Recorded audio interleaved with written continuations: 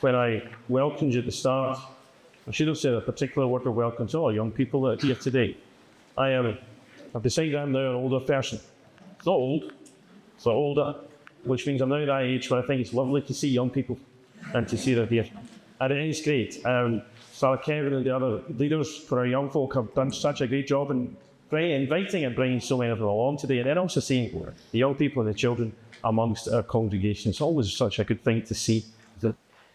Also, when you, as an older person, when you look at young people, do worry for them.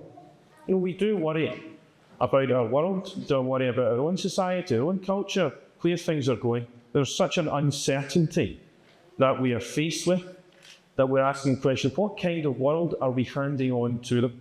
And sometimes we can say we deserve fair criticism to say maybe we're not handing on to them a better world than the one that we were experiencing.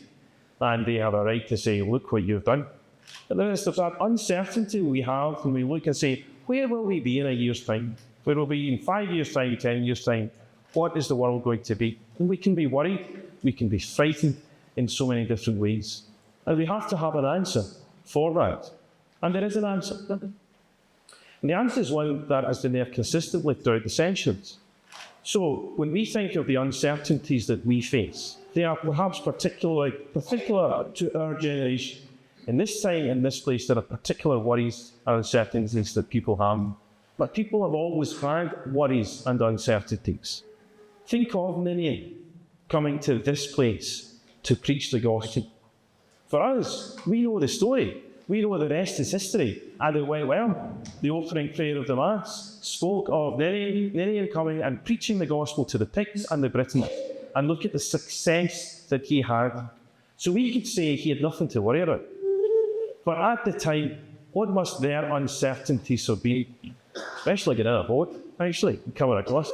They didn't have weather forecasts to say, by the way, don't come tomorrow, maybe give it another week. They had so many things that would worry, concern, and leave them thinking, where will we be? How will this pan out? But the answer that they had is exactly the same answer that we have. The problem is sometimes we don't pay enough attention to it. Because the answer we have is quite simple. I'm going to get two of our young people, two of our young helpers to bring up the answer. So I've asked them to bring it with them from here, from the cathedral in Ayr. They're going to bring up our pilgrimage cross, our Holy Year cross. Because that's it. That is your answer.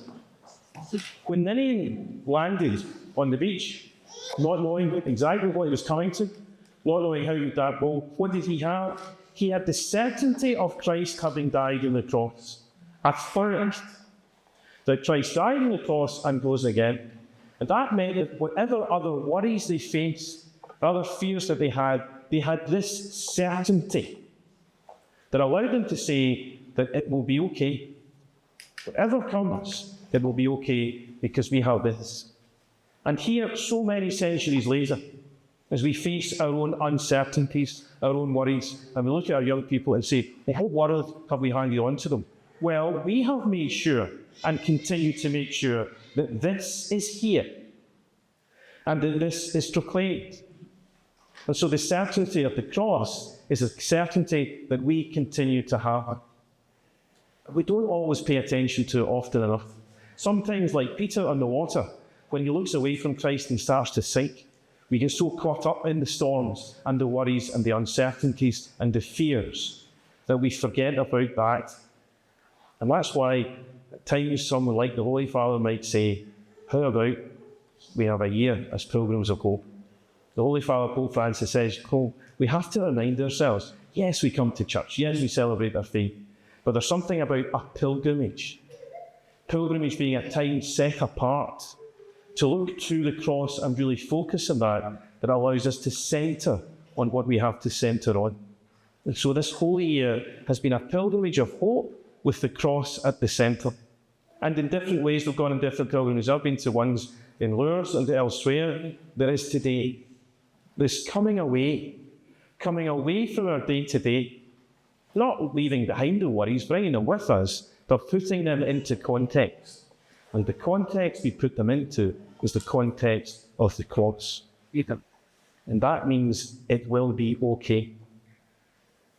Because Christ will raise us up. The mistake that he's pushing against in the gospel, when he says, don't put yourself in the high seats, it's not just about humility. It's also about saying, don't be the person who says, I will do this and I can achieve this. No, we let Christ raise us up.